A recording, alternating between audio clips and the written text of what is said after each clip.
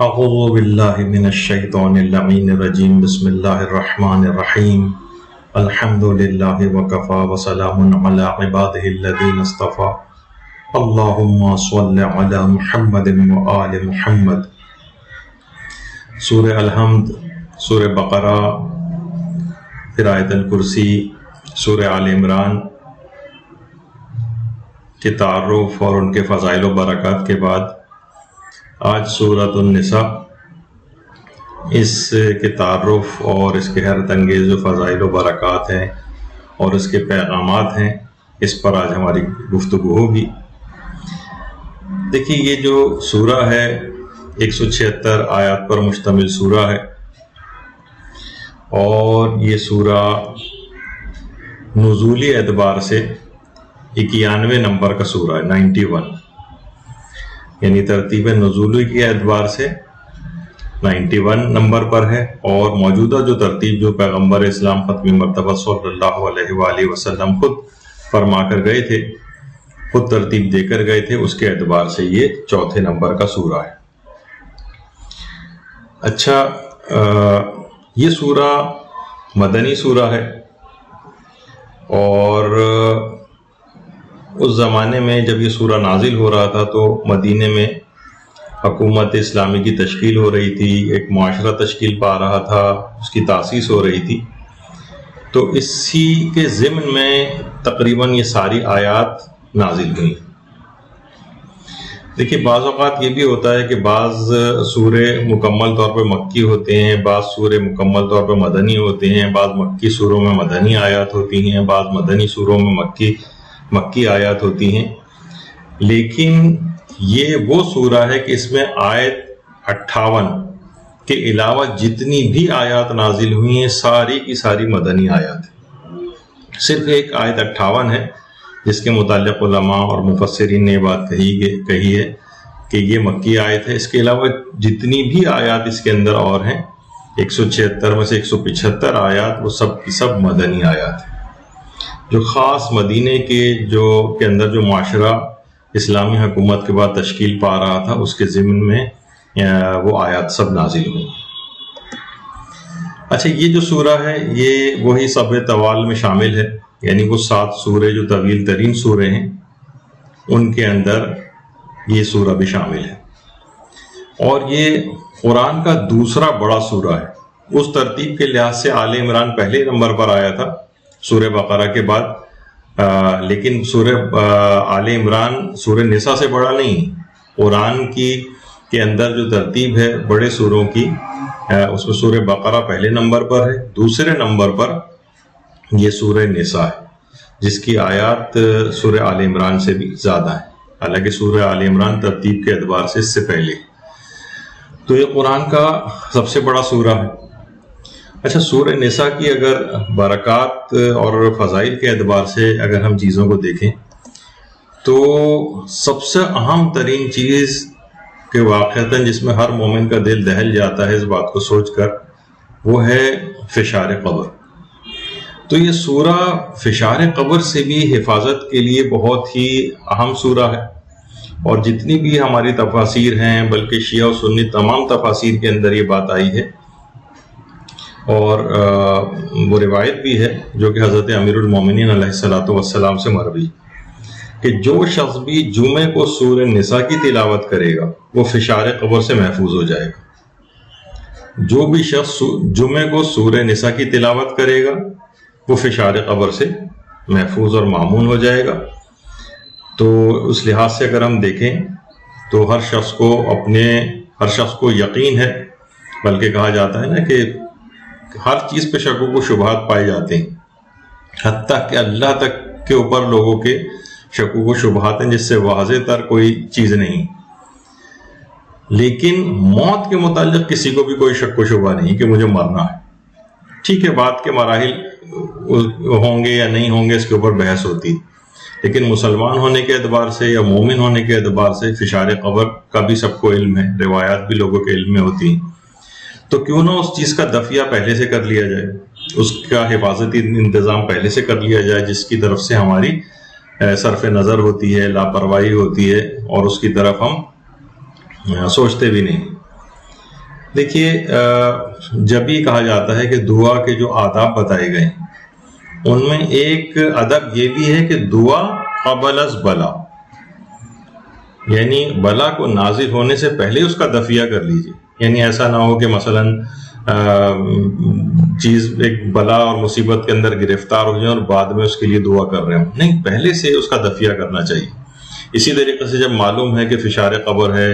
عذاب قبر ہے، بعد کے سخت مراحل ہیں، تو کیوں ان کا دفیہ پہلے سے نہیں ہوتا؟ جبکہ ہم دنیا میں دیکھتے ہیں کہ کتنے ہی مظاہر ایسے ہیں کہ ہم ان چیزوں کا دفیہ پہلے سے کر کے رکھتے ہیں. بچے کو حفاظتی ٹیکے آپ کیوں لگواتے ہیں؟ کہ بھئی یہ بڑا ہونے کے بعد یا جیسے جیسے اس کی عمر بڑھے گی کچھ بیماریوں کا شکار ہو سکتا ہے، تو اس کی حفاظت کے لیے پہلے سے حفاظتی ٹیکے وغیرہ لگوائے جاتے ہیں. سردیاں شروع ہونے سے پہلے سردیوں کے کپڑوں کی تیاری ہوتی ہے، گرمیوں کے آنے سے پہلے گرمی کے کپڑوں کی تیاری ہونے لگتی ہے. لوگ مختلف ممالک میں امیگریشن کے لیے جا رہے ہوتے ہیں یا ترک وطن کر کے جا رہے ہوتے ہیں، تو وہاں موسم کیسا ہے اس کے مطابق کپڑے اور تمام انتظامات کر کے وہاں پر جاتے ہیں. بہت سارے افراد ہیں، بوڑھے ہیں، یا یہ کہ انسان جوانی کی حالت میں بہت سی بیمہ پالیسیاں لیتا ہے کہ بھائی جب میں بوڑھا ہو جاؤں گا، بزرگ ہو جاؤں گا، جاب کرنے قابل نہیں رہوں گا، تو یہ بیمہ پالیسی میں ابھی سے لے کے رکھ رہا ہوں تاکہ بعد میں اس کے لیے میرے لیے ایک اطمینان کی زندگی میں آخری زمانے میں بسر کروں. تو یہ تمام چیزوں کے انتظامات آخرت کے لیے کیوں نہیں کر کے رکھے جاتے؟ ایک بہت بڑا سوال ہے کہ منکر و نکیر کی سوالات سے آسانی کے بچنے کے اعمال کون سے ہیں، فشار قبر سے بچنے کے اعمال کون سے ہیں، دیگر عذاب قبر سے بچنے کے اعمال کون سے ہیں، موت کی سختی سے بچنے کے اعمال کون سے ہیں، اور برزخی زندگی میں میری زندگی قیامت تک کا جو پیریڈ ہوگا وہ کیسے گزرے گی، اس کے اعمال کون سے ہیں. پھر جب قیامت میں اٹھایا جائے گا وہاں پہ جو مشکلات ہوں گی، اور پولیس رات اور چوکیاں اور موقف اور روز محشر کی جو سختیاں وغیرہ، ان سے بچنے کے مخصوص اعمال بھی بتائے گئے. تو انسان کو ہمیشہ اس متعلق میں کچھ اپنا ورک کر کے رکھنا چاہیے کہ میں ان چیزوں کا پہلے سے انتظام کر کے رکھوں، جیسے اس دنیا کے اندر اپنے لیے کر کے رکھتا ہے. یہ مختصر سی دنیا یہاں اگر نہیں بھی اگر کرے گا تو کیا ہوگا؟ کوئی خاص فرق نہیں پڑے گا، لیکن پھر بھی انسان حفاظت کے لیے اپنی تمام چیزیں کر کے رکھتا ہے. تو بہرحال فشار قبر سے حفاظت کا یہ سورہ ہے. اچھا، اس کی ایک اور فضیلت یہ ہے کہ اس کی تلاوت کا ثواب اس قدر زیادہ ہے. پیغمبر اکرم ختمی مرتبت صلی اللہ علیہ وآلہ وسلم یہ بات ارشاد فرماتے ہیں، تفسیر مجموع البیان میں بھی یہ بات ہے، تفسیر نور الثقلین میں بھی یہ بات ہے کہ جو شخص بھی سورہ نساء کی تلاوت کرے گا گویا اس نے اس قدر مال راہ خدا میں دیا ہے جتنا سورہ نساء کے اعتبار سے ایک وارث کا حق بنتا ہے. یعنی اپنے تمام حق وراثت کے برابر مال کو راہ خدا میں دینے کا ثواب. بہت سے لوگوں کو ظاہر ہے کہ وراثت میں بڑی بڑی رقومات جو ملتی ہیں، مکان گھر ملتے ہیں، کروڑوں روپے ملتے ہیں، مثلا لاکھوں کروڑوں روپے. تو اس کی اگر کوئی تلاوت کرے گا تو وہ گویا اپنے حق وراثت کے برابر مال کو اس نے گویا راہ خدا میں دے دیا. یعنی سمجھیں کہ کروڑوں روپے آج ملا اس کو اور اس نے وہ سارا کا سارا خدا کی راہ میں صدقہ کر دیا. تو سورہ نساء کا اتنا عظیم ثواب اس کو ملے گا. 1 روپیہ دینے کا صدقے کا کس قدر ثواب ہے، اور انسان لاکھوں کروڑوں روپے مثلا اگر دے دے. تو بہرحال البتہ یہ ضرور ہے کہ اس کے اندر یہ والی گنجائش بھی ہونی چاہیے. یہ نہیں کہ بس ٹھیک ہے اس میں سے تم ایک پائی نہیں نکالیں گے اور سورہ نساء چلیں، اس میں اتنا زیادہ مال تو خرچ نہیں ہوتا ہے نا، تو سورہ نساء کی تلاوت کر لیں گے. تو یہ والی تھنکنگ بھی نہ آئے، اور یہ چیزیں سکھائی بھی اس لحاظ سے جاتی ہیں ثواب بتا کے کہ انسان کو اس کی طرف سے بھی دماغ میں رہے کہ میں اور طریقہ کار بھی ایسے اختیار کر سکتا ہوں. مثلا وراثت کا مال ملے تو اس میں سے بھی راہ خدا میں تصدق کروں. ایک لحاظ سے وراثت میں جو ملتا ہے ایک فری کا ایک مال مل رہا ہوتا ہے، تو اس مال میں دوسرے غریب غربا وغیرہ کو کیوں نہ شریک کیا جائے. تو اس طرف بھی لوگوں کا دماغ اس لحاظ سے ہونا چاہیے. اسی طرح سے ابھی تک تو صرف آپ نے وراثت کے مال کے لحاظ سے سنا تھا، باقی چیز نہیں. لیکن کچھ روایات ایسی بھی آئی ہیں جو تفسیر نمونہ میں بھی ہیں، تفسیر مجموع البیان میں بھی ہے، کہ پیغمبر اسلام ختم مرتبت صلی اللہ علیہ وآلہ وسلم یہ بات ارشاد فرماتے ہیں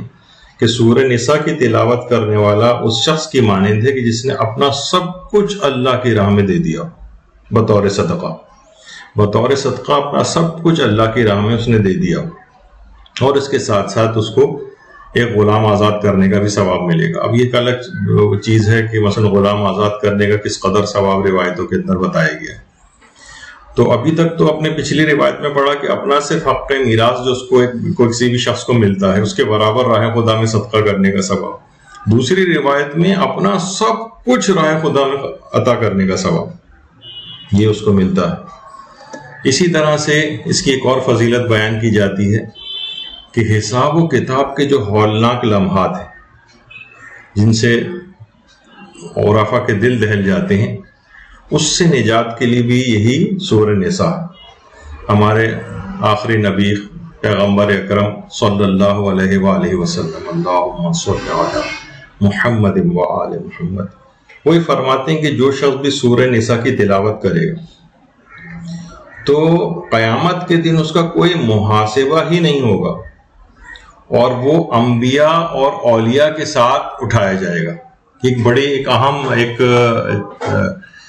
چیز ہے، حساب و کتاب کے ہولناک لمحات میں یہ سورہ نجات دے گا۔ اچھا،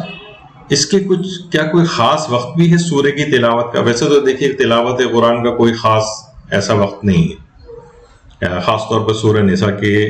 یعنی کسی بھی وقت آپ چاہیں پڑھ سکتے ہیں، کوئی لیکن بہرحال کچھ خاص اوقات، مثلا شیخ توسی نے مصباح المتحجد جو ہے اس میں بات لکھی ہے کہ جمعے کے دن صبح کے وقت اس کی تلاوت کا بہت زیادہ ثواب ہے۔ ویسے تو کسی بھی دن کسی بھی وقت پڑھ سکتے ہیں، لیکن جمعے کے دن صبح کے وقت اگر اس کو پڑھیں تو اس کی تلاوت کا ثواب بھی زیادہ ہے، اس کی فضائل اور برکات بھی انسان کو زیادہ حاصل ہوں گی۔ اچھا، اسی طرح سے خوف کے خاتمے کے لیے سورہ نساء پڑھنا، خوف کا خاتمہ۔ ابن طاؤس کی جو ایک مشہور کتاب ہے علامان من اخطار الاسفار والازمان، یعنی مختلف زمانوں اور سفروں کے اندر جو انسان کو خوف لاحق ہوتے ہیں اس سے بچنے کے لیے کون کون سے اعمال ہیں، تو اس میں ابن طاؤس نے ہمارے چھٹے امام جعفر صادق علیہ السلام کی ایک روایت نقل کی ہے کہ امام فرماتے ہیں کہ اگر کوئی شخص سورہ نساء کو برتن پر لکھ کر، کوئی بھی ایک برتن ہو جس پہ لکھے ہو سورہ نساء کو، اور اس کے بعد اس لکھے ہوئے کو بارش کے پانی سے دھو دے، اور اس دھوئے ہوا جو پانی ہے جس کے اندر جو سورہ نساء لکھی گئی تھی جس پانی سے دھوئے گا، وہ جو پانی ہے اس کو اگر وہ پی لے تو جس کسی سے بھی اس کو کوئی خوف محسوس ہوگا وہ خوف دور ہو جائے گا۔ یعنی ہر طرح کے، مثلا کسی انسان سے خوف محسوس ہو رہا ہے، کسی غیر انسانی چیز سے خوف محسوس ہو رہا ہے، تو یہ کرے کہ ایک برتن پہ لکھ کر بارش کے پانی سے دھو کر اس کا پانی پی لے، تو جس چیز سے بھی اس کو خوف محسوس ہوگا وہ خوف اس کا دور ہو جائے گا۔ یہ ہمارے چھٹے امام نے جملہ ارشاد فرمایا۔ اور اسی طرح سے شرک سے دوری کے لیے بھی ہے۔ اچھا، دماغ میں بات رہے کہ شرک کی بھی ظاہر ہے کئی اقسام ہیں، مثلا اس میں ایک تو وہ شرک ہوتا ہے جو مشرکین وغیرہ کرتے ہیں جسے شرک اعتقادی کہا جاتا ہے، لیکن ایک اعمال کے اندر بھی شرک ہوتا ہے، یعنی انسان اس کی بھی ایک ذرا ایک الگ تفصیل ہے۔ اس میں کوئی بھی شخص، البتہ اس کا ویسا کوئی وہ نہیں کہ وہ انسان مشرک ہو جائے اور کافر ہو جائے، اس طرح کی کوئی بات۔ تو عام طور پر جو عام مسلمان اور مومنین ہیں وہ اس طرح کے شرک کے اندر تو عمومی طور پر مبتلا نہیں ہوتے ہیں، البتہ بہت سے لوگ اس کا وہم ڈالتے ہیں کہ آپ مشرک ہو رہے ہیں، اور تو ان کو یہ نہیں پتہ کہ شرک کی بہت ساری اقسام، تو اس کی ایک الگ تفصیل ہے۔ اس میں ہمارا ایک الگ سے ایک درس بھی ہو چکا ہے شرک کی اقسام کے اوپر، کہ اس میں کون سی چیزیں مشرک بناتی ہیں، کون سی چیزیں صرف گناہگار بناتی ہیں۔ کچھ اعمال ایسے ہیں جن کو شرک کہا گیا ہے لیکن وہ صرف گناہگار انسان کو بناتے ہیں، لیکن وہ نہیں کہ اس کے اوپر مشرک کے احکامات لاگو ہو جائیں۔ تو بہرحال اس طرح کی چیزوں کے حوالے سے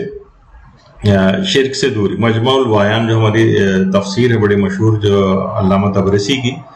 اس کے اندر بھی یہ بات آئی ہے کہ اس کی تلاوت کرنے والا شرک سے دور رہے گا اور وہ مشیت الہی میں ان افراد میں شمار ہوگا جن سے اللہ نے درگزر سے کام لیا ہوگا، یعنی جس کو اللہ کی طرف سے معافی ملے گی۔ یعنی سورہ نساء کی تلاوت کرنے والا یہ شرک سے دور رہے گا اور ان افراد کے اندر شمار ہوگا کہ اللہ کی مشیت میں یہ بات ہو کہ اس شخص کو بارگاہ خداوندی سے معافی نصیب ہوگی۔ تو کتنا بڑا مرحلہ یہ کہ انسان کے سارے گناہ معاف ہو جائیں، وہ شرک جیسے گناہ ہے اس سے بھی آلودہ نہ ہو، یہ خود سورہ حفاظت کرتا ہے۔ اسی طرح سے گمشدہ کی بازیابی کے لیے، اچھا بعض اوقات یہ ہوتا ہے کہ کسی جگہ کوئی چیز رکھ کر انسان بھول گیا ہو اور اسے یاد نہیں آ رہی ہو، تو روایات میں یہ چیز آئی ہے، علماء نے لکھی ہے اپنی کتابوں میں کہ سورہ نساء کی آیت نمبر 58 اس کو ایک نئے برتن پر لکھے، نئے برتن پر کسی بھی گمشدہ چیز، اچھا اس میں گمشدہ چیز جیسے کوئی بھی چیز اگر کہیں رکھ کر بھول گیا ہے، عام طور پر گھروں میں ہوتا ہے، تو سورہ نساء کی آیت نمبر 58 کو کسی نئے برتن پہ لکھے اور اس کو بارش کے پانی سے دھوئے اور اس پانی کو اس جگہ پر چھڑکے جہاں سے وہ چیز گم ہوئی ہے یا امکان ہو اس چیز کے ملنے کا، کہ یہاں سے یہ چیز غائب ہوئی تھی، مثلا اس کمرے سے، اس گھر سے جہاں سے وہ چیز آپ کہیں رکھ کر بھول گئی ہیں، اس کو ظاہر آپ کو پتا ہے کہ یہ خاص کمرہ میں نے یہاں رکھی تھی، اب وہ نہیں مل رہی ہے، یا کم سے کم وہ گھر ہے، تو سورہ نساء کی آیت نمبر 58 کو کسی برتن پہ لکھے اور بارش کے پانی سے اس کو دھوئے اور اس کا پانی اس جگہ کے اوپر چھڑکے جہاں سے وہ چیز غائب ہوئی تھی یا جہاں سے ملنے کا امکان ہو۔ تو یہ کہا جاتا ہے کہ اللہ اس جگہ پر خود بخود رہنمائی کر دے گا کسی بھی ذریعے کہ جہاں پر وہ چیز موجود ہوگی۔ شیخ کفمی نے اپنی کتاب مصباح میں، مصباح کفمی کے نام سے مشہور ہے، اس کے اندر بھی اس عمل کو لکھا ہے۔ تو یہ گمشدہ چیز کے حوالے سے، اچھا گمشدہ چیزوں کے حوالے سے یہ جو سورہ نساء کی آیت نمبر 58 ہے، ان اللہ یأمرکم ان تؤدوا الامانات الی اہلہا، اللہ حکم دیتا ہے کہ امانات کو ان کے اہل کی طرف پلٹا دو، ان کو واپس کرو۔ تو یہ جو چیز ہوگی اس کے پاس پلٹ کر واپس آ جائے گی، جس شخص کے پاس بھی کہیں پہ بھی اللہ بہرحال اس کو اس جگہ تک، اس چیز تک پہنچا دے گا جہاں سے وہ چیز غائب ہوئی تھی، اس کو وہ چیز مل جائے گی۔ تو گمشدہ چیز کی بازیابی کے لیے، اچھا اسی دوران کیونکہ ظاہر یہ بات آ گئی ہے ابھی، تو الگ سے تو اس کے اوپر ذرا کرنا مشکل ہو جاتا ہے، تو یہاں پر ہی ہم کچھ ایک آدھ چیز اور بھی سلسلے میں بتا دیں۔ کچھ ایک آدھ دنوں میں ایسے کیسز بھی آئے کہ جس میں لوگوں نے بہت یہ والی بات لکھی، تو اس پہ پیغمبر اسلام ختم مرتبہ صلی اللہ علیہ وآلہ وسلم تفسیر برہان میں ایک روایت ہے پیغمبر سے کہ اگر کوئی شخص کسی جگہ ایک چیز بھول گیا تھا، اب اسے یاد آیا ہے کہ میں فلاں فلاں جگہ پر وہ چیز بھول آیا ہوں، تو اگر وہ سورہ والضحیٰ کی تلاوت کرے تو چیز ملنے تک اللہ اس کی حفاظت کرے گا۔ بعض اوقات یہ ہوتا ہے نا کہ نے چیز رکھی، ایسا نہ ہو کرے فلاں جگہ بھول تو آیا لیکن وہ تو میں نے پبلک پلیس پہ گیا تھا، وہاں پہ بھول کے آ گیا، موبائل فون بھول آیا، فلاں چیز بھول آیا جو اہم چیز تھی، تو سورہ والضحیٰ کی وہ تلاوت کرے اس نیت سے، تو جب تک وہ اس تک پہنچ نہیں جائے گا اللہ باحفاظت اس چیز کو رکھے گا اور اس شخص تک پہنچائے گا۔ یعنی گمشدہ چیز کی بغیر نقصان بازیابی کے لیے سورہ والضحیٰ۔ ویسے یہ اپنے مقام پر جب انشاءاللہ اللہ نے اتنی توفیق دی کہ ہم آخری پارے تک پہنچ جائیں اور اس میں سورہ والضحیٰ کے فضائل و برکات بیان کر رہے ہوں، تو وہاں پر انشاءاللہ اس بات کا تذکرہ دوبارہ بھی آئے گا۔ اسی طرح سے گمشدہ کی بازیابی کے لیے، یہ تو چیز کی بات تھی اس سے پہلے، اب گمشدہ شخص کا نام لے کر بھی اگر کوئی شخص سورہ والضحیٰ کو لکھے تو وہ شخص اپنے دوستوں میں، اپنے چاہنے والوں میں صحیح سالم لوٹ آئے گا۔ یعنی سورہ والضحیٰ لکھے، اس کے ساتھ اس گمشدہ شخص کا نام بھی لکھ دے۔ تو پیغمبر اسلام ختم مرتبہ صلی اللہ علیہ وآلہ وسلم یہ بات ارشاد فرماتے ہیں کہ وہ شخص صحیح و سالم اپنے دوستوں تک لوٹ آئے گا، صحیح و سالم۔ تو بہت سے لوگ بڑے پریشان ہوتے ہیں، لوگ خدا نخواستہ اغوا ہو جاتے ہیں یا مثلاً اٹھا لیے جاتے ہیں مختلف افراد کی طرف سے، مسنگ پرسنز وغیرہ ہوتے ہیں، تو ان گمشدہ افراد کی بازیابی کے لیے بھی یہ بات بڑی مجرب ہے۔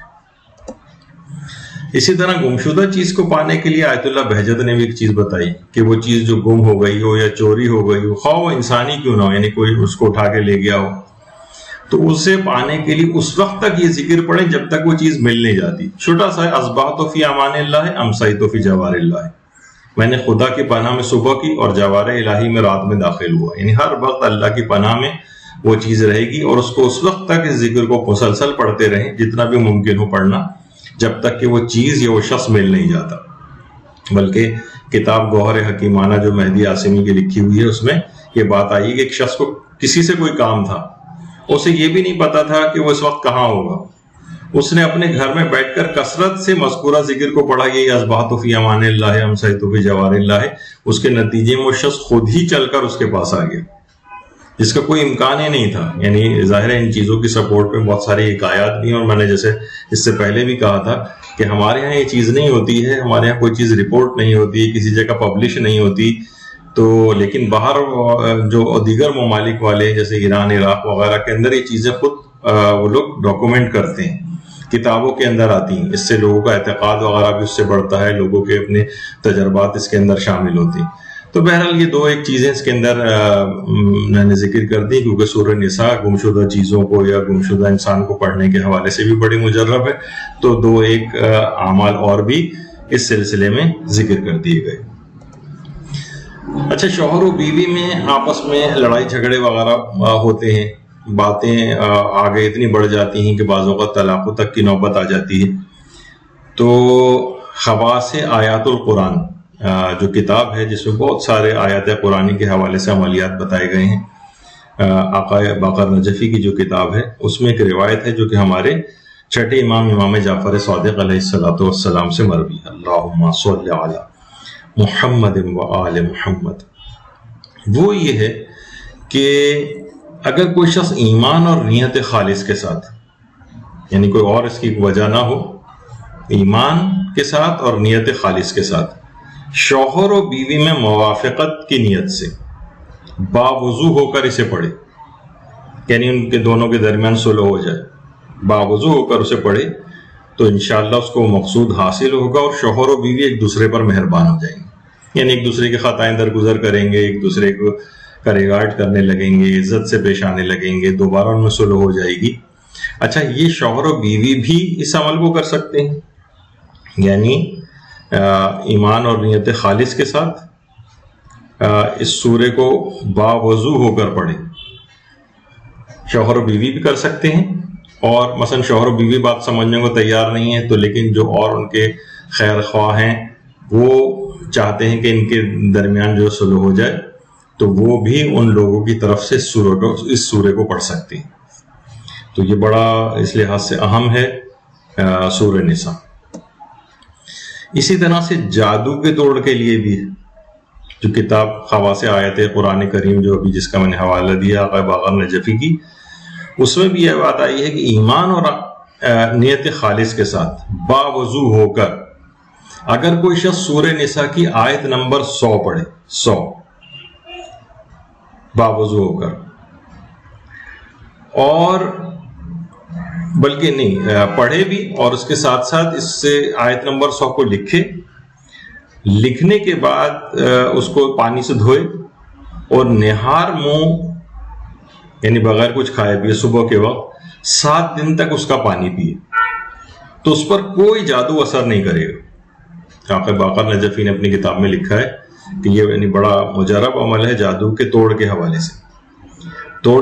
سے بھی ہے. اور اگر کوئی شخص چاہے کہ مجھ پر کسی کا کوئی جادو اثر نہ کرے، اچھا البتہ یہ دماغ میں ضرور رہے کہ ہر چیز بھی جادو نہیں. جو میں نے اس سے پہلے کہا تھا، مثلا انسان خود سے بہت سارے کام کر رہا ہے، الٹی سیدھی باتیں کر رہا ہے، لڑائی جھگڑے کر رہا ہے گھر کے اندر، اس کا اپنا اخلاق صحیح نہیں ہے، اور جو ہے وہ باہر ایک کو دوسرے کو شک کی نگاہ سے دیکھ رہا ہے کہ فلاں نے جادو تو نہیں کر دیا. خود اپنے اعمال ایسے ہیں جس کی وجہ سے مصیبتوں میں گرفتار ہو رہا ہے، اور شک دوسرے کسی کے اوپر کر رہا ہے جو شیطان ہی اس کے دل میں ڈالتا ہے. تو شاید 0.12%، 3% جگہوں کے اوپر اس طرح سے جادو وغیرہ لوگ عام طور پر جادو کے لیے کوششیں بھی کرتے ہیں، تو وہ ایسے سب کیونکہ عامل بھی سارے جادوگر بھی ہیں، سب جعلی زیادہ تر، تو وہ جادو وادو بھی کچھ ہوتا نہیں ہے، چاہے اس کے لیے اٹیمپٹ ہی کیوں نہ کر رہے ہیں. اور باقی جو چیزیں نامسائد اور اس لحاظ سے ہو رہی ہوتی ہیں جو کسی کو پسند نہیں آ رہی ہوتی، وہ کسی جادو وغیرہ کا شاخسانہ نہیں ہوتی، بلکہ اپنے ہی اعمال کی کچھ مصیبتیں ہوتی ہیں۔ لیکن بہرحال چلیں کہ جو بہت کم بھی اگر پرسنٹیج صحیح اگر کوئی شخص جادو کر رہا ہے یا جادو ہو چکا ہے اس کے توڑ کے لیے، تو اس میں بھی سورہ نساء کو اس انداز سے ایمان اور اعتقاد خالص نیت کے ساتھ باوضو ہو کر سورہ نساء کی آیت نمبر 100 کو لکھے اور وقت صبح بالکل نہار منہ 7 دن تک اس کا پانی پیے، تو اس کے اندر ایسی خصوصیت ہے کہ اس پر نہ صرف یہ کہ کوئی جادو اثر نہیں کرے گا، بلکہ کسی پر جادو کی کوئی اٹیمپٹ ہوئی ہو تو وہ اس کے توڑ کے لیے بھی یہ عمل کافی مجرب ہے جادو کے حوالے سے۔ اچھا، اسی طرح سے دشمن پر غلبہ حاصل کرنے کے لیے، اچھا اب یہاں پھر وہی بار بار چیز کہنی پڑتی ہے، اس میں مومنین ایک دوسرے پر اس طرح سے ان چیزوں کو استعمال نہ کریں، یعنی وہی کہ ایک دوسرے کو دشمن سمجھا ہوا ہے، اور دشمن جہاں پہ لفظ آ رہا ہے دشمن تو وہاں بس اپنے قریب ترین افراد کے اوپر بھی وہ دشمنوں والے جو ہیں عمل کیے جا رہے ہیں۔ اگرچہ ظاہر قرآنی آیات ہیں، اس سے کوئی ہارمفل افیکٹ تو اس لحاظ سے نہیں ہوگا، لیکن آپ کی نیت خالص نہیں رہے گی۔ آپ نے اپنے جو مومن ہے اور ولایت امیر المومن کا کلمہ پڑھنے والا ہے، خدا اور رسول کے اوپر ایمان رکھتا ہے اور سب چیزوں کے اوپر، اور کچھ آپس کی چیزیں ایسی ہو رہی ہیں اس کو اپنے دشمن سمجھ لیا اپنا، تو یہ اتنی اچھا ایک فکر نہیں ہے۔ اس میں انسان کو اپنے آپ کو کہ ہر شخص کو اپنا دشمن اس انداز سے سمجھ لے۔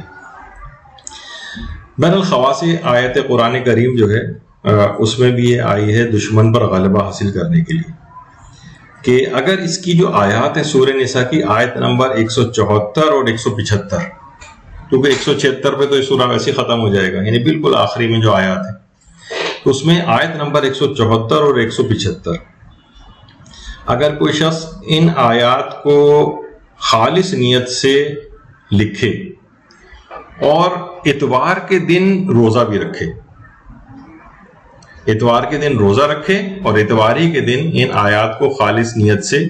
لکھے، تو دشمن کے تمام دعوے اس کے اوپر جو ہیں وہ باطل ہو جائیں گے اور اس کو اپنے دشمن پر غلبہ نصیب ہو جائے گا۔ یہ ایک عمل علماء نے اپنی کتابوں میں لکھا ہے سورہ نساء کے حوالے سے، لیکن اس کی پورا سورہ نساء نہیں لکھنا ہے، ایک آیت نمبر 174 اور 175 لکھنی، اور اتوار کے روز ہو یہ کام، اور اتوار کو روزہ بھی رکھا جائے۔ کسی کے اگر کسی پر واجب قضا روزے ہیں تو اپنے قضا روزے رکھے، قضا روزے نہیں ہیں تو کوئی بھی مستحب روزہ کی نیت کی کوئی مخصوص دن ہو تو اس دن نیت کر لے۔ اتفاق اگر ایسا ہو گیا ہو کہ اتوار ہی کے روز جو ہے وہ کوئی ایسی تاریخ آ جائے اور نہیں بھی ہے، تو سال کے جن دنوں میں روزہ رکھنا حرام ہوتا ہے وہ دن اگر نکال دیے جائیں تو روزانہ ہی روزہ رکھنا مستحب ہے، اور کچھ خاص دنوں میں تاکید زیادہ بڑھ جاتی ہے، تو بہرحال اتوار کے روز قضا ہو تو قضا کی نیت سے، ورنہ کوئی بھی مستحب نیت سے روزہ رکھے، اور اس کے بعد آیت نمبر 174 اور 175 پڑھے۔ تو اس دو آیات کی تلاوت سے جو کہ حالت روزہ میں وہ لکھے گا، انشاءاللہ اس کو اپنے دشمن پر کامیابی نصیب ہوگی، اور دشمن نے جو بھی دعویٰ اس کے اوپر باطل دعویٰ کیا ہوگا تو وہ سب دعوے باطل ہو جائیں گے۔ اچھا، ایک اور چیز ہے، وہ البتہ اپنے رشتہ داروں کے لیے بھی ہو سکتی ہے، یعنی مقصد میرا کہنے کا یہ کہ بہت سے رشتہ دار جو بدگوئی کر رہے ہوتے ہیں، بد زبانی کر رہے ہوتے ہیں، اپنی چرب زبانی سے آپ کو بہت زیادہ پریشان کر رہے ہوتے ہیں، لوگوں کو آپ کے خلاف کر رہے ہوتے ہیں، تو اس کے متعلق بھی علماء نے یہ بات لکھی ہے کہ اگر سورہ نساء کی آیت نمبر 148 کو خالص نیت کے ساتھ کسی ایسے شخص پر پڑھے جو اپنی چرب زبانی سے آپ کو پریشان کر رہا ہو، یعنی جس کی زبان سے آپ پریشان ہو، وہ بہت بدگو ہو، آپ کے متعلق بہت اس قسم کی باتیں لوگوں کے اندر کر رہا ہو یا کر رہی ہو، آپ کو پریشان کر رہی ہو، لوگوں کو آپ کے خلاف کر رہی ہو، اور کسی ایسی جگہ اگر مثلا آپ کو بلایا جائے کہ جہاں پر وہ اپنی قوت گویائی سے وہ شخص جو ہے وہ جو بدگو ہے وہ آپ کو کمزور کر رہا ہو یا آپ کو قصوروار ثابت کر رہا ہو، اس وقت اگر وہاں جا کر کہ جہاں پہ سمجھیں اس لحاظ سے کہیں جرگہ لگا ہوا ہے، کہیں بھی یہ بات چیت ہو رہی ہے جہاں وہ آپ کے خلاف بہت زیادہ کوئی باتیں کر رہا ہے، وہاں جا کر اگر سورہ نساء کی آیت نمبر 148 کو پڑھ دیا جائے تو میں اپنے الفاظ میں کہہ رہا ہوں کہ اس کی بولتی بند ہو جائے گی اور وہ آپ کو کوئی نقصان نہیں پہنچا سکے گا، یعنی اس کی بدگوئی سے حفاظت ہو جائے گی۔ یعنی اس کی بد زبانی سے بچنے کے لیے آیت نمبر 148 کو اس جگہ کے اوپر پڑھ دیا جائے کہ جہاں پر وہ شخص اپنی زبان سے آپ کو نقصان پہنچا رہا ہے۔ تو یہ اس لحاظ سے سورہ نساء کی آیات آپ نے دیکھا کہ عمومی زندگی میں بھی کتنی ان سے حفاظت ہوتی ہے اور کتنے فوائد ان کے عمومی زندگی میں بھی حاصل ہوتے ہیں۔ اسی طرح سے ظالموں سے بچنے کے لیے، ظالم کا خوف دور کرنے کے لیے بھی آیت 148 ہے، یعنی یہ جو بھی بدگوئیوں سے حفاظت کے لیے تھی وہی ظالموں سے بچنے کے لیے بھی ہے۔ اس کو یہ متعلق بھی ہے کہ ایمان اور خالص نیت کے ساتھ لکھ کر اپنے پاس رکھے۔ ابھی تک تو یہ تھا کہ اس جگہ جا کر پڑھ دے، لیکن اگر اس کو لکھ کر اپنے پاس رکھے اور جس ظالم کے پاس بھی جانا ہو باوضو ہو کر چلا جائے، یعنی آیت نمبر 148 کو لکھ کر اپنے پاس رکھے اور باوضو ہو کر جس بھی ظالم یا جس سے آپ کو خوف محسوس ہو رہا ہے کہ آپ کو نقصان پہنچا سکتا ہے اس کے پاس آپ چلے جائیں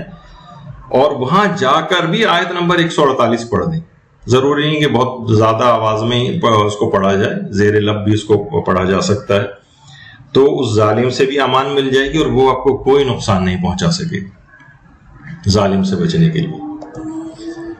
اچھا، اب اگر اس کے پیغامات بھی اگر آپ دیکھیں تو واقعتاً سورہ نساء کے پہلی آیت میں 2 مرتبہ تقوی کی وصیت آئی۔ یہ آپ جا کر جب اس کے سورہ نساء کو پڑھنا شروع کریں گے، کیونکہ 176 آیات ہیں، سب پہ ہم رک رک کر اگر گفتگو کریں گے اور ساری آیات بھی دکھاتے ہوئے جائیں تو بہت زیادہ طویل ہو جائے گی گفتگو۔ تو آپ خود دیکھیں گے اس قدر اہمیت ہے تقوی کی کہ پروردگار عالم نے ایک ہی آیت میں 2 مرتبہ تقوی کی وصیت کر رہا، اللہ سے ڈرنے کی وصیت کر رہا ہے۔ تو انسان کو چاہیے کہ اپنے آپ کو گناہوں سے حتی الامکان بچانے کی کوشش کرے۔ اس پہ ہمارے اس موضوع پر کئی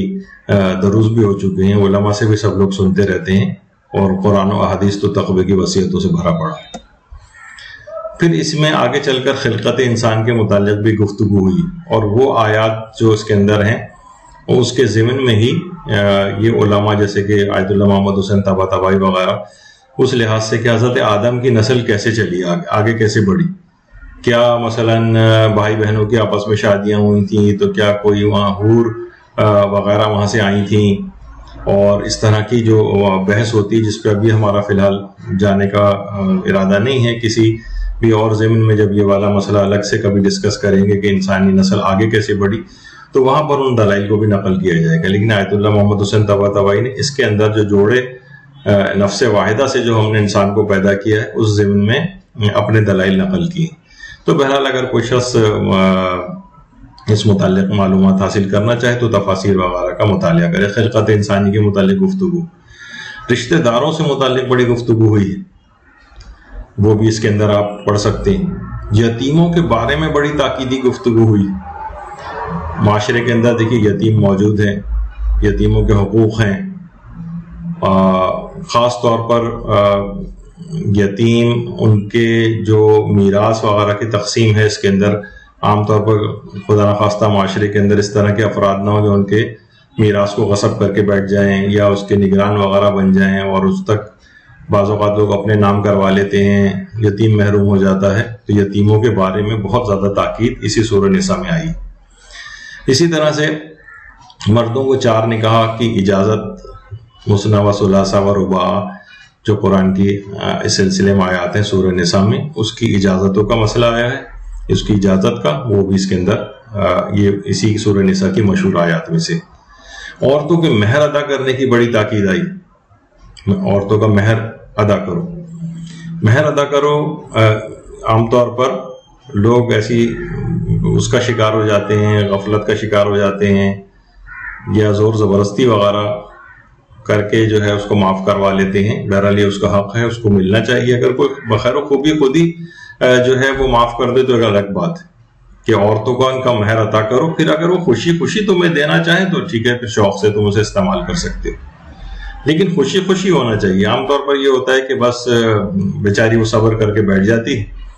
تو اس کو خوشی خوشی نہیں کہا جائے گا۔ تو عورتوں کو مہر ادا کرنے کی اس لحاظ سے بڑی تاکید آئی۔ دیکھیں قرآن کی تلاوت کرتے جا رہے ہیں اور اس کے خلاف ہی یعنی قرآن پہ قرآن ختم ہو رہے ہیں اور اس کے جو چیز لکھی ہوئی ہے اور جو احکام بیان ہو رہے ہیں اس کے برخلاف عمل کر رہے ہیں تو اس کی تو روایتوں ملتا ہے نا گویا اس نے قرآن پڑھا ہی نہیں،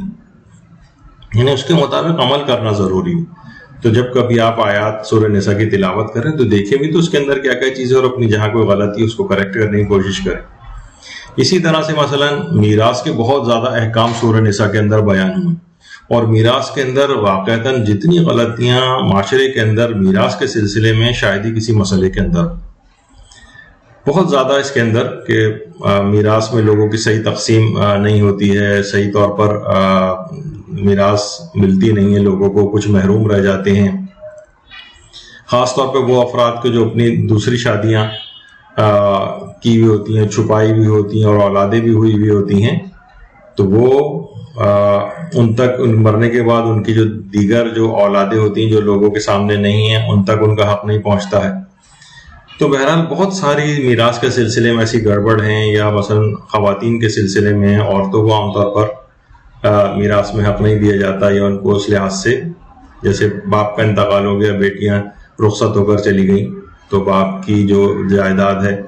مثلا وہ اس لحاظ سے ان کے جو حقیقی ورثاء ہیں اس کو تقسیم ہونی چاہیے۔ تو بہت سے معاشرے کے اندر بہت زیادہ غلطیاں میراث کے سلسلے میں دیکھی جاتی، وہ اسی سورہ نساء کے اندر آئیں۔ خاص طور پہ لڑکیوں کے حق میراث کا تو الگ سے بھی بیان آیا ہے کہ یوصیکم اللہ فی اولادکم، اللہ تمہاری اولاد کے بارے میں تمہیں ہدایت کرتا ہے، وصیت کرتا ہے، اور پھر اس کے بعد لڑکے اور لڑکیوں کا کتنا حصہ ہے یہ اسی آیت کے اندر آیت نمبر 11 میں بیان ہوا ہے۔ تو اس کی بہت زیادہ تاکید ہے کہ انسان یعنی میراث کے مسائل کو سمجھے اور اس کے مطابق جو ہے وہ اس کی تقسیم ہو۔ اور پھر آیات کے اندر یہ بات بھی آئی ہے کہ جو ان حدود سے تجاوز کرے گا وہ ہمیشہ دردناک عذاب کے ساتھ جہنم میں رہے گا، یعنی جو بھی چیزیں یہ سب بیان ہوئی ہیں، اللہ کی قائم کردہ حدود بیان ہوئی ہیں،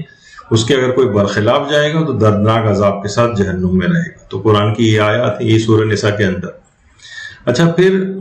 توبہ کی قبولیت کی آیات بھی ہیں اس میں۔ مرنے سے پہلے اگر کوئی شخص مثلا توبہ کر رہا ہے تو اس میں یہ بات کہی گئی ہے کہ توبہ ان لوگوں کے لیے نہیں ہے جو پہلے برائیاں کرتے ہیں، جب موت سامنے آتی ہے تو کہتے ہیں ہم نے توبہ کر لی،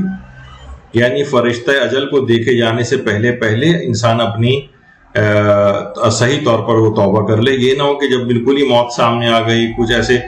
بڑے مرض موت میں بالکل گرفتار ہو گئے، چلے وہاں تک بھی بات چل جاتی ہے کہ انسان اس طرف متوجہ ہو جاتا ہے، لیکن فرشتہ اجل کو دیکھنے کے بعد پھر کوئی توبہ نہیں۔ یہ فرعون والی توبہ جو ہے وہ پروردگار عالم قبول نہیں کرتا ہے کہ جب موت بالکل سامنے آ گئی اس وقت توبہ کر رہے ہیں۔ تو یہ بہت اہم آیت ہے، آیت نمبر 118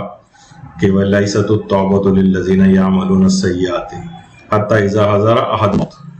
یعنی موت کو جب سامنے آ گئی اس کے بعد پھر کوئی توبہ تمہاری قبول نہیں ہوگی۔ تو ابھی جب تک زندہ ہیں، میں یہ گفتگو کر رہا ہوں، آپ یہ گفتگو سن رہے ہیں، اس سے پہلے سچی طور پر توبہ ہو جانی چاہیے، ورنہ پھر اس کے بعد ہو سکتا ہے کسی کو ایک دم سے سڈن ڈیتھس بھی آج کل ہو جاتی ہیں، اس کو اتنا وقت بھی نہیں ملتا ہے کہ توبہ کے لیے، تو ہر وقت توبہ کے لیے مائل رہنا چاہیے اور کثرت کے ساتھ روزانہ ہی توبہ کرنی چاہیے۔ محرم رشتوں کا بہت بیان اس سورے کے اندر ذکر ہوا ہے، اور سب رشتے جو ہے باقاعدہ گنوائے گئے، تاکہ اس میں یہ بھی رہے کہ بہت سارے چیزیں جو ہوتی ہیں جو ہمارے ہاں کہ جناب یہ تو پھپھائی ہیں، یہ تو خالوئی تو ہیں، یہ تو اپنے، تو یہ سب چیزیں یہ سب نامحرم رشتے ہیں، ان کے سامنے پردہ بھی کرنا پڑے گا، بہنوئی سے پردہ کرنا پڑے گا، اس طرح کے جو کزنز وغیرہ سے پردہ ہے۔ عام طور پر سوچتے ہیں یہ تو اپنے گھر کے ہی سارے افراد ہیں، ہر وقت تمام تقریبات میں لوگ ملتے ہیں، تو وہاں پر ان رشتوں کے اندر حجاب وغیرہ کا خیال نہیں کیا جاتا ہے۔ تو محرم رشتوں کا بیان الگ سے اللہ نے جو ہے وہ کیا ہے کہ صرف محرم ہی ہیں، اس کے علاوہ جتنے ہوں گے وہ سارے نامحرم، تو ان میں تمام ان احتیاطوں کو بروکار لانا چاہیے کہ جو کہ ان نامحرم رشتوں کے سلسلے میں حجاب وغیرہ کا الخصوص بیان ہے۔ اس میں آیت متع جو بہت مشہور آیت ہے، آیت نمبر 24، وہ سورہ نساء کی ہے، فَمَسْتَمْتَعْتُمْ بِهِ مِنْهُنَّ فَآتُوهُنَّ أُجُورَهُنَّ فَرِيضَةً۔ تو آیت متع وہ اسی کے اندر ہے، کیونکہ یہ معاشرے کے اندر یہ چیز جب دلائل کے طور پر پیش کی جاتی ہے تو آپ کے دماغ میں رہے کہ آیت نمبر 24 ہے۔ اچھا، ایک دوسرے کا حق مارنے کی بڑی مذمت آئی ہے سورہ نساء کے اندر، آیت نمبر 29 میں، یا ایھا الذین آمنوا لا تاکلوا اموالکم بینکم بالباطل، اے ایمان والو آپس میں ایک دوسرے کے مال کو ناحق طریقے سے نہ کھایا کرو۔ تو لوگ ایک دوسرے کو قرضہ لے کر واپس نہیں کرتے ہیں، کوئی اور مال لے لیا امانتاً، کوئی چیز ان کے پاس آ گئی وہ واپس نہیں کر رہے ہیں، تو اس میں بہت سخت اس کی مذمت آئی ہے کہ آپس میں ایک دوسرے کا مال ناحق طریقے سے انسان نہ کھائے اور متوجہ رہے، اور گاہے پگاہے چند مہینوں کے بعد اپنے دیکھنا چاہیے کسی کوئی چیز آپ کے پاس آ تو نہیں گئی، اگر آ گئی ہے تو اس تک واپس لوٹائیں۔ لوگ عام طور پر قرضے لے کے اور اس کے بعد ٹالتے رہتے ہیں اور وہ بھی بیچارہ یا تو شرما حضوری میں دوسرا جو ہے وہ خاموش رہتا ہے یا وہ مایوس ہو جاتا ہے۔ تو بہرحال ایک دوسرے کا مال اس طرح سے کھانے کی اسی سورہ نساء کی آیت نمبر 29 میں شدید مذمت آئی ہے۔ اچھا، اسی سورہ میں آیت نمبر 31 میں کبیرہ گناہوں سے بچنے کا ایک انعام بیان ہوا ہے۔ ان تجتنبوا کبائر ما تنہون عنہ نکفر عنکم سیئاتکم وندخلکم مدخلا کریما۔ اگر تم بڑے بڑے گناہوں سے اپنے آپ کو بچا لو گے جن سے تم کو روکا گیا ہے، تو ہم تمہارے دوسرے گناہوں کی یعنی چھوٹے گناہوں کی پردہ پوشی کریں گے اور تمہیں ندخلکم مدخلا کریما، اور تمہیں باعزت منزل تک پہنچا دیں گے۔ یعنی انسان اگر کبیرہ گناہوں سے اپنے آپ کو بچا لے تو پروردگار عالم صغیرہ گناہوں سے اس کی پردہ پوشی کرے گا، اس کو ان کو معاف کر دے گا۔ البتہ اس میں تھوڑی سی بحث ہے، ہماری جو گناہ کبیرہ کے موضوع پر بھی گفتگو ہو چکی ہے، اور یہاں پر الگ سے مدرسے مولانا عامر یاسوبی صاحب قبلہ انہوں نے بھی فہرست گناہ کبیرہ جو ہے پیش کی تھی کہ تقریباً 100 کے قریب ایسے ہیں کہ جو کہ گناہ کبیرہ شمار ہوتے ہیں۔ اس میں سے بھی 82 جو ہیں وہ تو یقینی کبیرہ ہیں۔ 18 کے متعلق علماء میں بحث ہے کہ انہیں کبیرہ مانے یا صغیرہ مانے، اور کچھ کبیرہ کہتے ہیں کچھ صغیرہ کہتے ہیں۔ البتہ یہ ضرور ہے کہ گناہ صغیرہ بھی ہو اور اس کی تکرار بار بار کی جائے تو وہ بھی کبیرہ بن جاتا ہے۔ تو بہرحال اگر انسان وہ اس کے پاس ایک لسٹ ہو، دیکھ لے کہ ان میں سے کبیرہ گناہ کون کون سے ہیں، ان سے اپنے آپ کو اگر بچا لے ان 100 گناہوں سے، جس کی ایک باقاعدہ ایک لسٹ ہے، جو مجتہدین کی جو کتابیں ہوتی ہیں مفصل منہاج الصالحین یا امام خمینی کی تحریر الوسیلہ وغیرہ ہے، ان میں بھی ایک لسٹ بیان ہوئی ہے۔ ان میں نسبتاً ذرا لسٹ کم ہے، لیکن جو اور علماء کی بھی تمام چیزیں جمع کر لی ہیں تو بہرحال 100 سے اوپر ہی لسٹ نہیں جائے گی۔ تو اگر کوئی شخص کبیرہ گناہوں سے اپنے آپ کو بچا لے تو صغیرہ گناہوں کو پروردگار عالم معاف کر دے گا۔ البتہ صغیرہ اور کبیرہ کے اندر بھی ایک بحث آتی ہے۔ بہت سے علماء تو یہ بھی کہتے ہیں کہ ہر گناہ ہی پر جو پروردگار کی جس میں نافرمانی ہو کبیرہ ہی، یعنی یہ تو نہیں ہوگا نا کہ بھائی کوئی کہے کہ جناب جو شہید دست غیب شیرازی کہتے تھے کہ کبیرہ اور صغیرہ کی بحث میں کہ کیا کوئی شخص یہ کہے گا کہ بھائی ٹھیک ہے بڑے سانپوں اور اژدہوں سے تو میں اپنے آپ کو نہیں ڈسوا رہا ہوں، لیکن چھوٹے سائز کے سانپوں سے اپنے آپ کو کٹوا لیتا ہوں۔ نہیں، ہر چھوٹا بھی ہو ہے تو سانپ ہی نا، وہ آپ کو نقصان پہنچائے گا، تو چھوٹا گناہ بھی آپ کو نقصان پہنچانے والا ہے، اس سے بھی اپنے آپ کو بچانا ضروری ہے۔ لیکن پروردگار نے بہرحال یہ کہا ہے کہ اگر کوئی کبائر سے اپنے آپ کو بچائے تو ہم تمہارے چھوٹے گناہوں سے درگزر کریں گے اور تمہیں کرامت والی منزل تک پہنچا دیں گے، یعنی جنت میں تمہارا داخلہ ہوگا۔ اس کے بعد اس میں ایک بڑی معرکۃ الآراء آیت ہے، آیت نمبر 34، مرد عورتوں کے حاکم و نگران ہیں۔ الرجال قوامون علی النساء بما فضل اللہ، یعنی اور مرد عورتوں پر حاکم ہے۔ اب اس میں ایک بڑی بحث آتی ہے، خاص طور پر ان بحثوں جس میں ہمارے الگ سے ایک یا 2 نشستیں پوری ہوں گی کہ وہ روایات کہ جن میں عورتوں کو ناقص العقل قرار دیا گیا ہے، جن میں عورتوں کو کی مذمت آئی ہے، ان کی عقل کے اعتبار سے آئی ہے، ان کے بعض اعمال کے اعتبار سے آئی ہے، تو اس کا حقیقی اور صحیح مفہوم کیا ہے؟ عام طور پر مرد حضرات گھروں میں اپنی بیویوں کو چڑھانے وغیرہ کے لیے ان احادیث کو بھی پیش کرتے ہیں۔ ان کا صحیح پہلے تو ان کو بحث ہوگی کہ وہ ان کا بیک گراؤنڈ کیا ہے، ان احادیث کا کس ضمن میں وہ احادیث آئی ہیں، پھر ان کا اطلاق ان تمام عورتوں کے اوپر ہے یا نہیں، ایک خاص موقع ہے اس کا۔ اسی کے اندر یہ والی چیز بھی آتی ہے، وہ کہتے ہیں کہ ہم عورتوں کے اوپر حاکم ہیں، بس ہم نے جو کہہ دیا آرڈر کر دیا، بس یہ چیز ہے۔ تو یہ ان معنوں کے اندر نہیں ہے، بلکہ ایک انتظامی لحاظ سے ایک چیز آئی ہے تو اس کی اپنے مقام پر ایک تفصیل ہے، لیکن یہ بڑی مشہور آیت ہے اس لحاظ سے، الرجال قوامون علی النساء، تو اپنے مقام پر انشاءاللہ اس کی بھی تفصیل آئے گی۔ بخل کی بڑی شدید مذمت آئی آیت نمبر 37 میں، کہ جو خود بھی بخل کرتے ہیں اور دوسروں کو بھی بخل کا حکم دیتے ہیں۔ خاص طور پہ دیکھیے بخیل جو ہے یہ عام طور پہ ہم سوچتے ہیں کہ شاید یہ عام طور پر مثلا کوئی آپ کی دعوت نہیں کر رہا ہے تو آپ کہیں بڑا کنجوس ہے، تو کسی کو اپنے گھر ہی نہیں بلاتا ہے، یعنی ان معنوں میں یہ چیز اتنی نہیں ہے، بلکہ اصلاً بخیل وہ ہیں جو کہ اپنے واجبات ادا نہیں کرتے، اس کی بھی ایک الگ تفصیل ہے، اور یہ دیگر معنوں میں بھی آ سکتے ہیں کہ جو کہ معاشرے کے اندر دیکھ رہے ہیں کہ لوگ کتنے غریب ہیں، کتنے زیادہ پریشانیوں کے اندر مبتلا ہیں، یہ پیسوں پہ پیسے جمع کر رہا ہے اور یہ مثلا غریبوں تک ان کی مدد کے لیے نہیں پہنچ رہا ہے۔ خاص طور پہ دیکھیے کووڈ وغیرہ کا دور ہے، اس کے اندر خود بھی آپ اپنے دائیں بائیں اطراف میں کہ بہت سے جو وہ افراد کے جو کہ ذرا سفید پوش ہیں اور ہر ایک سے مانگتے نہیں پھرتے ہیں، ان کے لیے خاص طور پر آپ کو دیکھنا پڑے گا کہ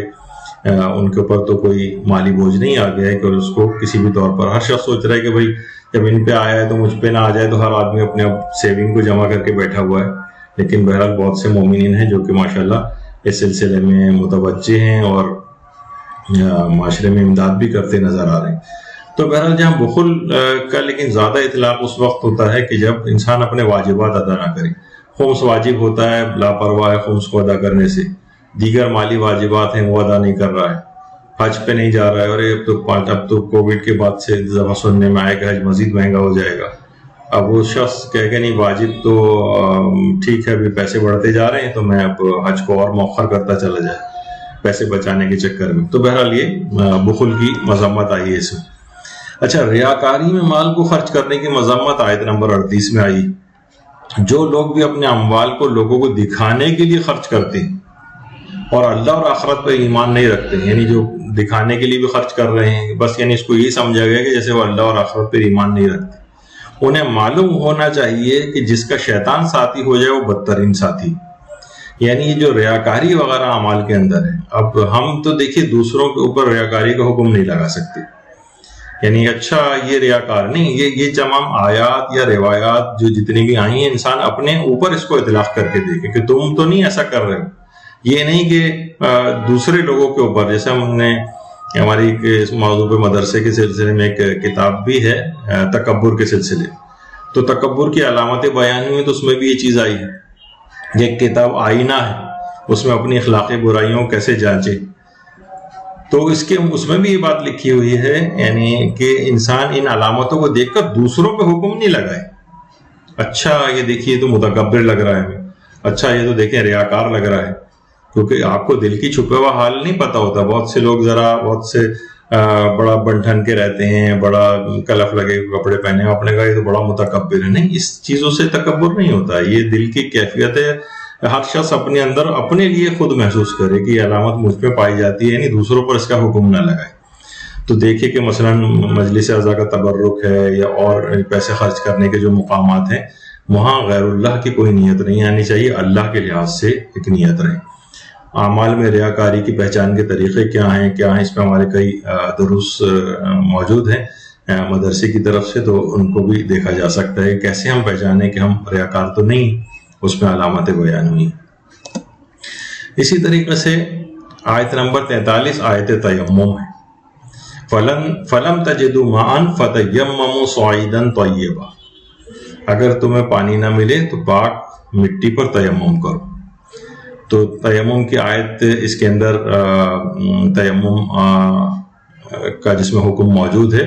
وہ آیت نمبر 43 آئی ہے، اور اکثر و بیشتر افراد کو دیکھا ہے کہ جو دیندار بھی ہیں لیکن تیمم کے نام سے گھبراتے ہیں اور تیمم کا طریقہ انہیں صحیح نہیں آتا۔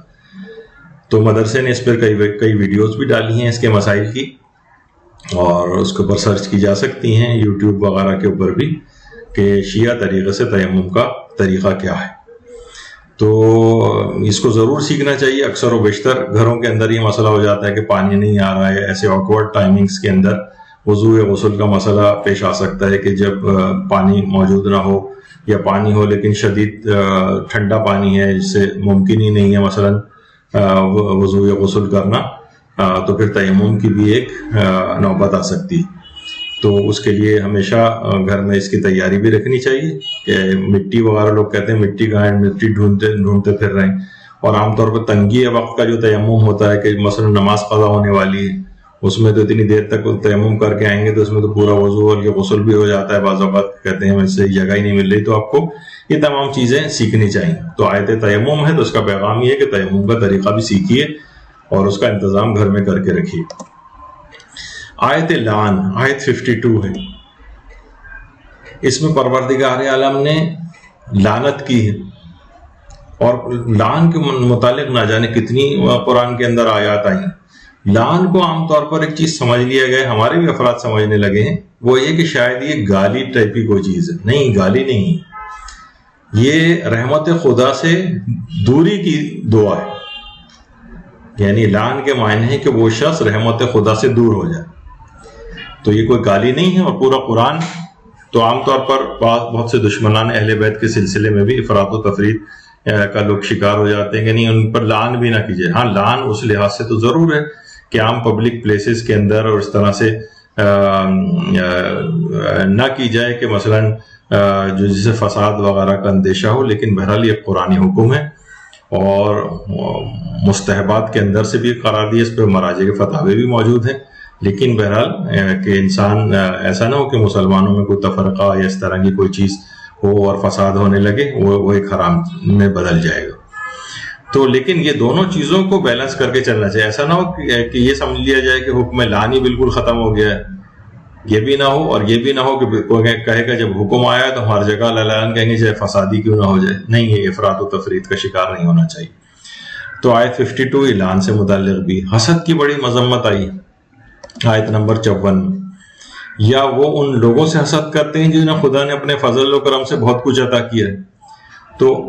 حسد کرنا، اچھا اس میں بھی ایک چیز ہے حسد اور ایک ہوتی ہے رشک. اچھا حسد کی بھی 3 اقسام ہیں، ان میں سے 2 اقسام جائز ہیں. صرف ایک قسم حرام بنتی ہے کہ جب اعضاء و جوارح سے انسان کسی کو کوئی نعمت پہنچنے سے روکے. مثلا کسی لڑکی کا بہت اچھی جگہ رشتہ طے ہوا، آپ نے کچھ ایسے الفاظ کہے کہ وہ دوسرے مشکوک ہو گیا اور رشتہ ختم ہو گیا. اب آپ کہیں گے میں حسد تو نہیں کرتی، میں نے صرف ایک اس طرح کے کوئی جملہ، چاہے وہ معنی خیز جملہ ہی کیوں نہ ہو، یہ بھی حسد کے اس کے اندر آ جائے گا. یہ حسد کا گناہ آپ کو ملے گا. یا مثلا کسی کو کوئی بہت اچھی جاب مل رہی ہے، آپ نے وہ جاب ختم کرا دی. کسی کو کوئی بینیفٹ ملنا ہے، وہ آپ نے کچھ کہہ کے، یعنی اپنے زبان، اپنے ہاتھوں، اپنے پاؤں کو، اپنے ایفرٹس کو یا اپنے تعلقات کو استعمال کر کے اس شخص تک وہ نعمت پہنچنے سے روک دی. اسی کو حسد کہتے ہیں. تو ایسے لوگ افراد کی بہت مذمت آئی جب انسان یہ والی آیات پڑھے کہ جن پر اللہ نے اپنے فضل و کرم سے کچھ عطا کہ انسانوں سے ان سے حسد نہیں کرے. اللہ نے مذمت کی ہے اس کے اندر. بلکہ یہ کر سکتے ہیں غبطہ، جسے رشک کرنا کہتے ہیں، کہ پروردگار تو نے اس کو دیا مجھے بھی دے.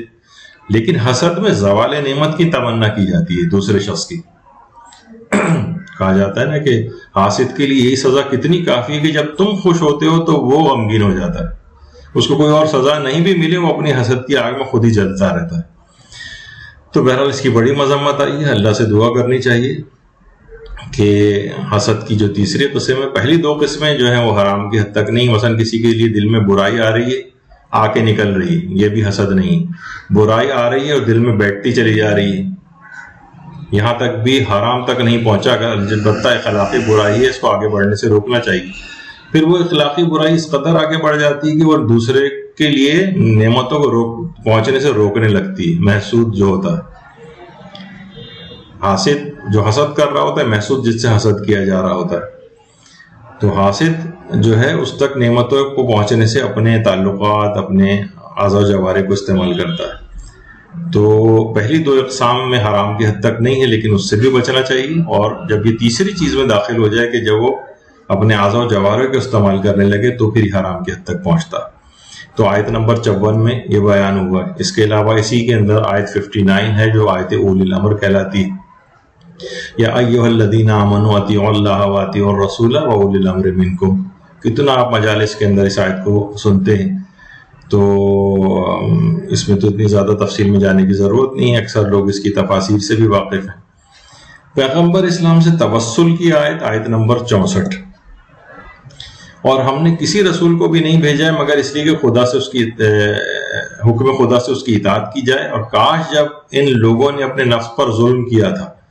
کاش وہ لوگ جنہوں نے اپنے نفس پر ظلم کیا تھا یہ اگر آپ کے پاس آ جاتے، رسول اللہ کے پاس، اور خود بھی اپنے گناہوں کے لیے استغفار کرتے اور رسول بھی ان کے حق میں استغفار فرماتے،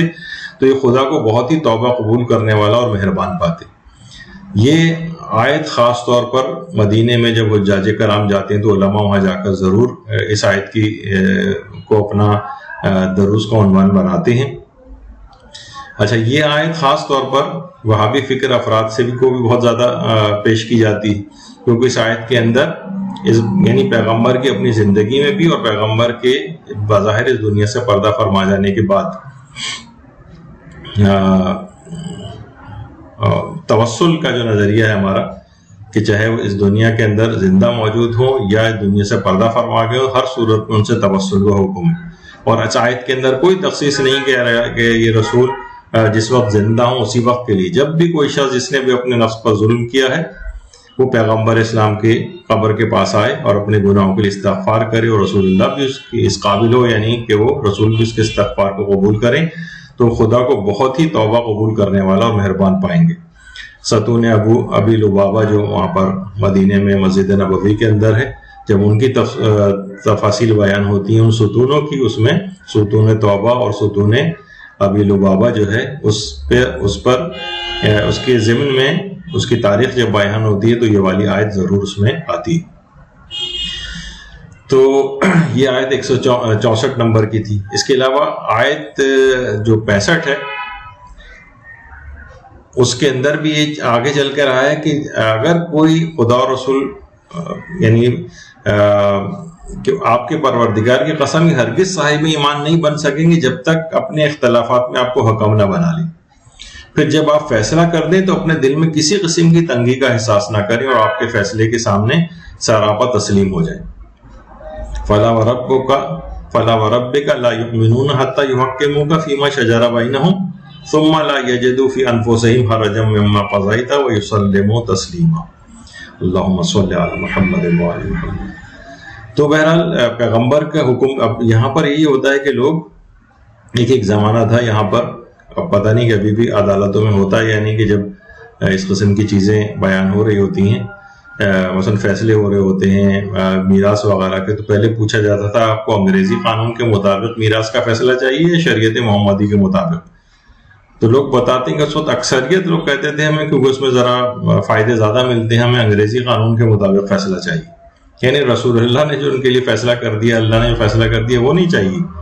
میں خاتون سے واقف ہوں جنہوں نے بہت بڑا اپنا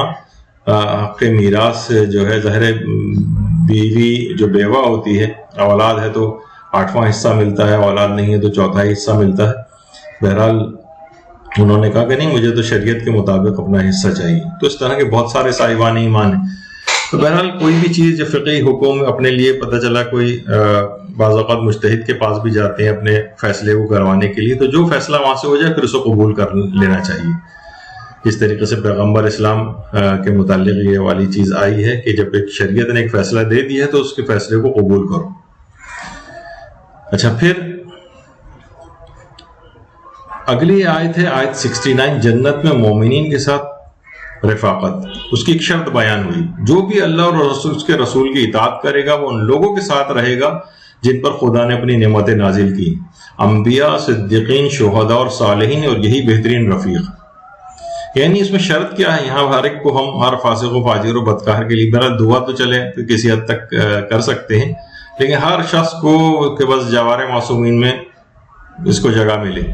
وہ ٹھیک ہے. دعا کی حد تک بالکل ایسا کرنا چاہیے اور اپنے سے اچھی دعا کرنی چاہیے، کسی کے اعمال کا پتہ نہیں. لیکن اصلاً جو شرط بیان ہوئی اللہ اور اس کے رسول کی اطاعت.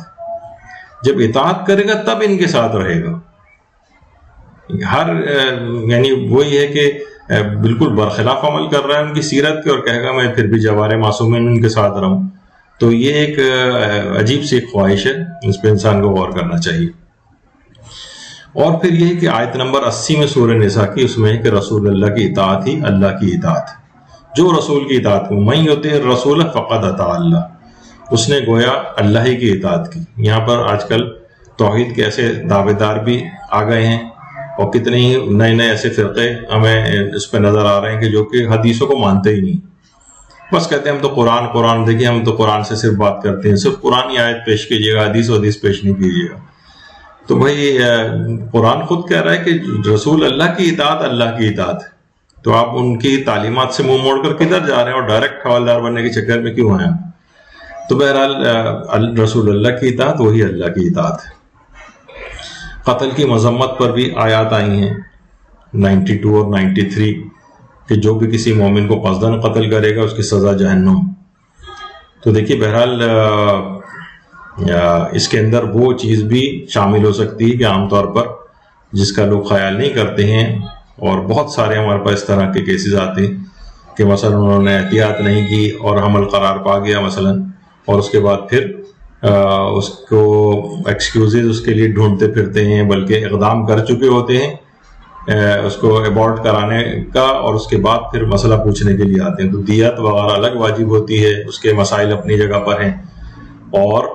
وہ بھی قتل کے زمرے کے اندر آ جاتا۔ تو بہرحال ان کے تمام احکامات سے بھی انسان کو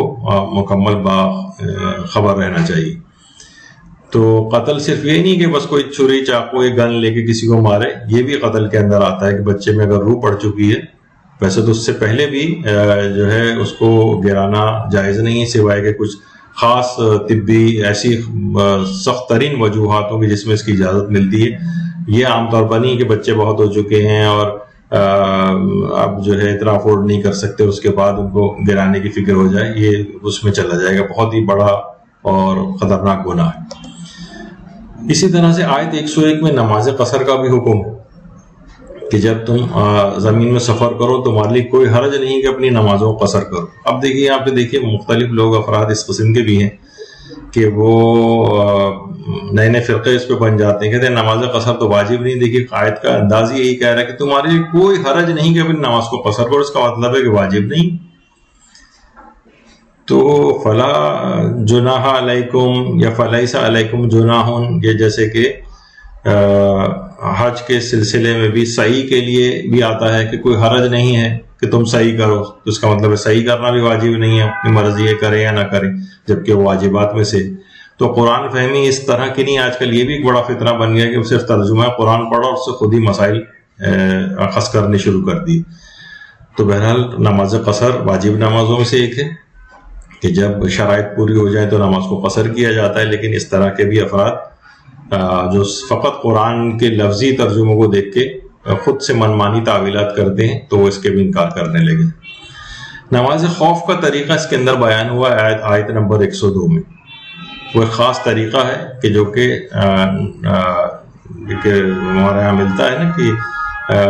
امام حسین علیہ السلام نے میدان کربلا میں جو نماز پڑھی تھی وہ کون سی نماز تھی، تو اس میں بھی یہ ہے جو باجماعت پڑھی تھی، تو اس میں بھی نماز خوف کا ایک علماء اس میں بتاتے ہیں جس کا طریقہ اسی آیت 102 کے اندر آیا ہے، جو بھی ہمارا موضوع نہیں ہے، بہرحال آپ دیکھ لیجیے گا اس کو تفصیل کے ساتھ۔ نماز خوف، نیک اعمال پر جنت کی ترغیب آئی، والذین آمنوا وعملوا الصالحات سندخلهم جنات تجری من تحتها الانہار خالدین فیہا ابدا۔ جو لوگ ایمان لائے ہیں نیک اعمال کیے ہیں، ہم عنقریب انہیں جنتوں میں داخل کریں گے جن کے نیچے نہریں داخل ہوں گی جہاں وہ ہمیشہ ہمیشہ رہیں گے۔ تو انسان واقعتاً یہ صرف یہ کتنی دفعہ اس کو پڑھ کر گزر جاتا ہے، لیکن ایمان اور عمل صالح دو مستقل شرطیں بیان کی گئی۔ نہ تو فقط ایمان سے کام چلے گا، نہ فقط عمل صالح سے کام چلے گا، دونوں کو ساتھ ملا کر چلنا ہو، تب جنت میں داخل ہوں گے۔ کہ دونوں شرطیں ساتھ ساتھ ہیں جن میں سے ہم کوئی نہ کوئی ایک شرط بھلائے بیٹھے۔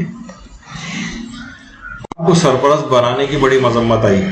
آیت نمبر 144 میں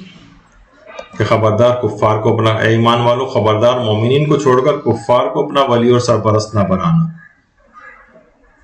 تو آج کل یہ چیز بہت ہی نظر آ رہی ہے، خاص طور پر اسرائیل کو تسلیم کرنے کے حوالے سے، یعنی مسلمان ممالک گویا بالکل یہود و نصارہ کے قدموں کے اندر بیٹھ کیا بلکہ لیٹتے چلے جا رہے ہیں، اور جبکہ قرآن نے کتنا واضح طور پر کہا ہے کہ مومنین کو چھوڑ کر کفار کو اپنا ولی اور سرپرست، یعنی کبھی ہرگز نہ بنانا، خبردار۔ تو سورہ نساء کی کوئی آیت پڑھتا ہوا جائے تو اس کو دیکھنا چاہیے کون ایسے ممالک ہیں جو کفار کو اپنا ولی اور سرپرست بنا رہے ہیں۔ آیت نمبر 144 کے اندر آپ دیکھیے۔ تو اس طریقے سے اگر سورہ نساء کا اگر آپ پوری تلاوت کرتے ہوئے جائیں اور ترجمہ پڑھتے ہوئے جائیں گے تو ہم نے سرسری سا ایک ڈسکشن کے طور پر آیات کو لے کر آئے، اس کی نہ تفسیر میں گئے، بس ایک عمومی طور پر ایک حکم بیان کر کے اس کی طرف ایک توجہ دلائی کہ پروردگار ان آیات میں ہمیں کیا کہنا چاہ رہا ہے۔ تو باقی جو سورہ نساء پوری 176 آیات ویسے آپ شروع سے ترتیب سے پڑھتے ہوئے جائیں اور اس کا ترجمہ پڑھتے ہوئے جائیں تو آپ خود اپنے اندر بڑی نمایاں تبدیلی پائیں گے کہ پروردگار عالم مجھ سے یہ تمام چیزیں ارشاد فرما رہا ہے جن سے میں بالکل لا علم ہوں، یا اگر علم بھی ہے تو میں اس کی طرف توجہ نہیں دے رہا ہوں۔ جبکہ قرآن کو ترجمے کے ساتھ پڑھنے کا اس وجہ سے حکم ہے کہ اپنے لحاظ سے آپ مجتہد نہ بنے کہ کوئی چیز ان سے اپنے فقہی احکام اخذ کرنے لگے اپنی منمانی کوئی تعویلات کر کے، لیکن جتنی اس طرح کے احکام اور اخلاقی امور ہیں اس میں تو پروردگار عالم کی ان تمام چیزوں کو پڑھ کر اس کے اوپر عمل کیا جا سکتا ہے۔ تو آپ نے اس کے فضائل بھی دیکھے، ہمارے عمومی زندگی میں کتنی اس کی فضیلت اور اس کی بہت سی آیات اور یہ پورا سورہ بھی کتنا زیادہ کام آنے والا ہے، دنیاوی چیزوں میں بھی، آخرت والی چیزوں کے اندر بھی، قبر کے اندر بھی کام آئے گا۔ یہ سورہ فشار قبر سے بچائے گا، آخرت میں بچائے گا، تو اور دنیا کی تمام چیزوں کے لیے بھی۔ تو اس کے اوپر لازم یہ ہے کہ اس کی تلاوت بھی مستقل جاری رکھیے اور اس کے پیغامات پر بھی عمل پیرا رہے۔ وصلی اللہ علی محمد وآلہ الطیبین الطاہرین، اللہم صل علی محمد وآل محمد وعجل فرجہم۔